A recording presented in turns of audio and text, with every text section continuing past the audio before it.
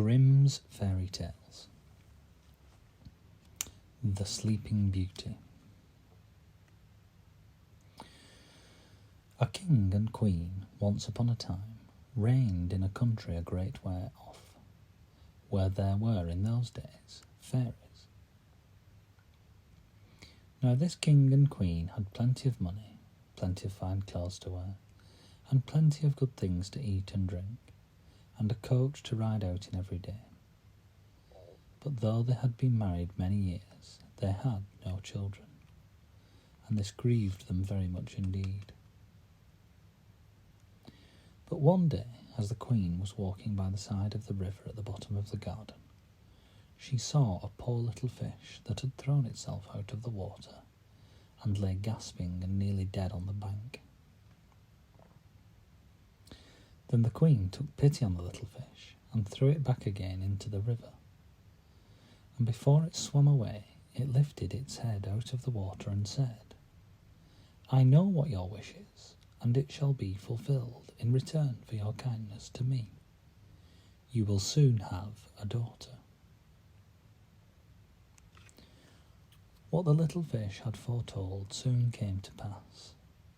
The queen had a little girl, so very beautiful that the king could not cease looking on her for joy, and said he would hold a great feast and make merry, and show the child to all the land.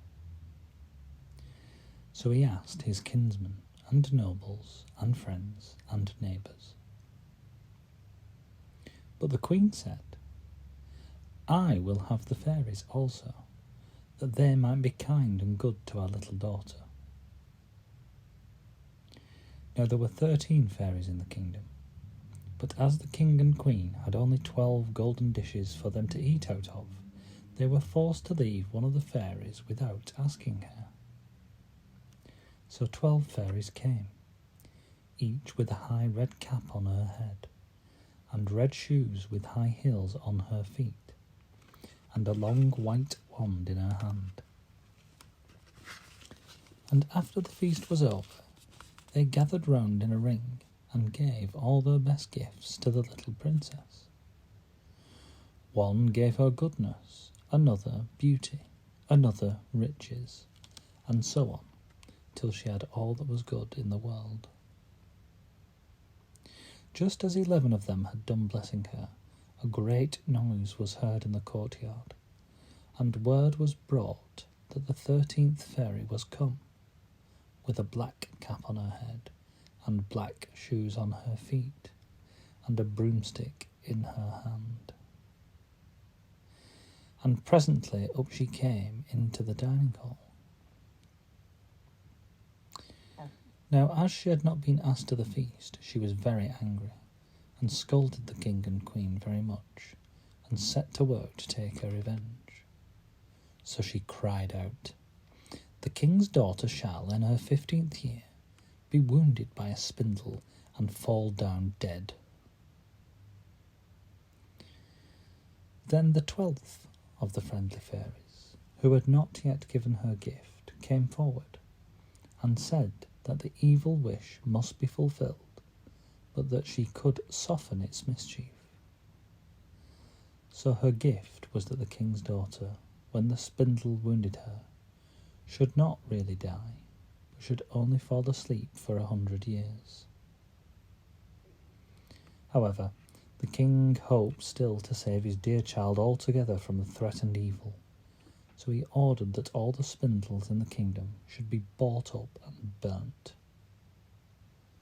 All the gifts of the first 11 fairies were in the meantime fulfilled, for the princess was so beautiful and well behaved and good and wise, that everyone who knew her loved her.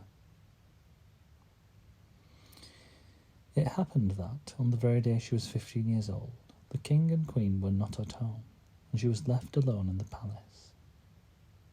So she roved about by herself, and looked at all the rooms and chambers, till at last she came to an old tower, up which there was a narrow staircase ending with a little door. In the door there was a golden key, and when she turned it the door sprang open, and there sat an old lady spinning away very busily. "Why, how now, good mother?" said the princess. "What are you doing there?" "Spinning," said the old lady, and nodded her head, humming a tune while buzz went the wheel. "How prettily that little thing turns round," said the princess, and took the spindle and began to try and spin. But scarcely had she touched it before the fairy's prophecy was fulfilled. The spindle wounded her, and she fell down lifeless on the ground. However, she was not dead, but had only fallen into a deep sleep. And the king and the queen, who had just come home, and all their court, fell asleep too. And the horses slept in the stables, and the dogs in the court, the pigeons on the housetop, and the very flies slept upon the walls. Even the fire on the hearth left off blazing and went to sleep. The jack stopped, and the spit that was turning about with a goose upon it for the king's dinner stood still. And the cook, who was at that moment pulling the kitchen boy by the hair to give him a box on the ear for something he had done amiss, let him go, and both fell asleep. The butler, who was slyly tasting the ale, fell asleep with the jug at his lips. And thus everything stood still and slept soundly.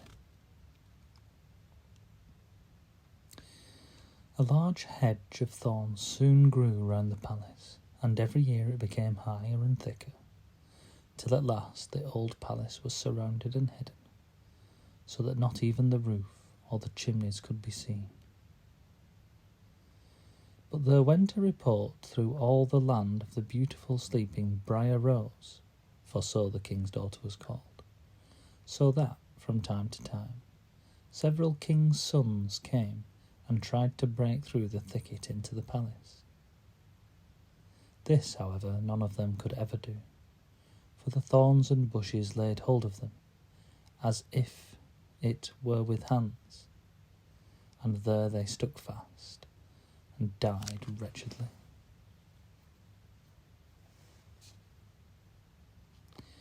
After many, many years there came a king's son into that land, and an old man told him the story of the thicket of thorns, how a beautiful palace stood behind it, and how a wonderful princess called Briar Rose lay in it asleep with all her court.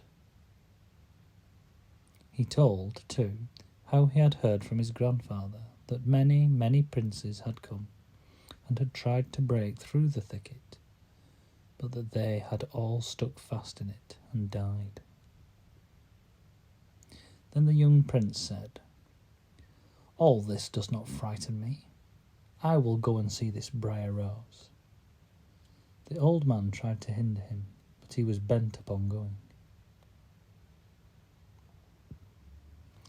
Now that very day the 100 years were ended, and as the prince came to the thicket he saw nothing but beautiful flowering shrubs, through which he went with ease, and they shut in after him as thick as ever.